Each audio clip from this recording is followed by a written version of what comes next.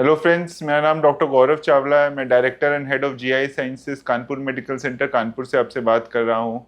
तो कुछ category of patients होते हैं जिनको पेन बार बार होता है, पैनक्रियास का पेन बार बार होता है और वो दवाइयों पे डिपेंड करने लगते हैं। स्टेरॉइड्स, नारकोटिक्स, ओपियोइड, ये सब डिपेंडेंस हो जाती है। तो बीमारी का नाम है क्रॉनिक पैनकेटाइटिस या पैनकेटिक कैंसर। जब इस बीमारियों में जब पेन होता है तो वहाँ की नसें इन्वॉल्व हो जाती है आसपास और बहुत ज़्यादा पेन होता है। तो इसमें हम गैस्ट्रोएंटरोलॉजिस्ट बहुत अच्छे तरीके से वहाँ की जो नस होती है सीलिक प्लेक्सिस में जाके जुड़ती है और फिर वहाँ से दिमाग में जाती है। तो सीलिक प्लेक्सिस एक एरिया है जो हम एंडोस्कोपिक अल्ट्रासाउंड से आसानी से देख लेते हैं। अगर बीमारी क्रॉनिक पैनकेटाइटिस है तो प्रोसीजर का नाम है सीपीबी, सीलिक प्लेक्सिस ब्लॉक। तो इसमें हम लोग क्या करते हैं, एंडोस्कोपिक अल्ट्रासाउंड द्वारा देखते हैं, सीलिक प्लेक्सिस को आइडेंटिफाई करते हैं, सीलिक आर्टरी के ओरिजिन को आइडेंटिफाई करते हैं और वहाँ पे हम एक इंजेक्शन लगाते हैं जिससे पहले बुपीवोकेन करते हैं जिससे लोकल एनेस्थेटिक इफेक्ट आता है और उसके बाद जो ब्लॉक होता है ट्राइएम्सिलॉन का ब्लॉक होता है 40 to 80 mg। देखा गया है ये एक इंजेक्शन लगवा लेते हैं तो अगले 6 महीने तक पेन की संभावना बहुत कम हो जाती है और जो नारकोटिक्स की डिपेंडेंस है वो भी कम हो जाती है या बंद हो जाती है। और फिर बार बार भी ये हम ब्लॉक्स लगा सकते हैं हर 3 से 6 महीने में, जिससे कि उसका पेन रिलीफ काफ़ी बेटर रहे।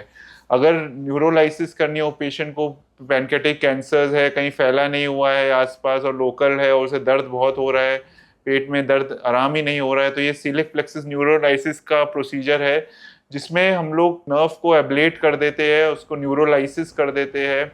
तो प्रोसीजर का नाम है यूएस गाइडेड सीपीएन।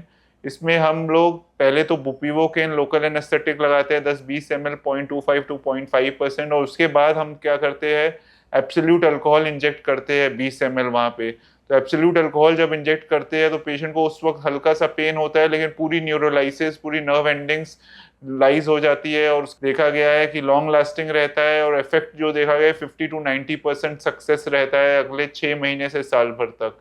तो ये उससे भी देखा गया है कि दवाइयाँ और क्वालिटी ऑफ लाइफ थोड़ी बेटर हो जाती है और पेन मैनेजमेंट में बहुत ही रिलीफ होता है। आप लोग ये पूछेंगे इन प्रोसीजर्स का कोई एडवर्स इफेक्ट्स या साइड इफेक्ट्स तो नहीं है। जब एंडोस्कोपी द्वारा ये इंजेक्शंस लगाते हैं, चाहे वो सीलिक प्लेक्सिस ब्लॉक या न्यूरोलाइसिस हो, माइनर इफेक्ट्स देखे गए हैं। कुछ लोगों में डायरिया हो सकता है या बीपी डाउन हो सकता है, वो बहुत ट्रांजिएंट होता है, एक दिन ही रहता है और वो दवाइयों से आराम से ठीक हो जाता है।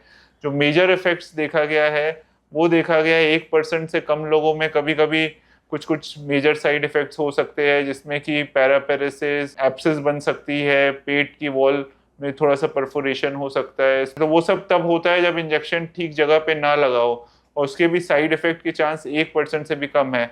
अदरवाइज बहुत ही सेफ प्रोसीजर है, डे केयर में ही उसी दिन छुट्टी भी हो जाती है और पेन रिलीफ बहुत अच्छा होता है। Thank you.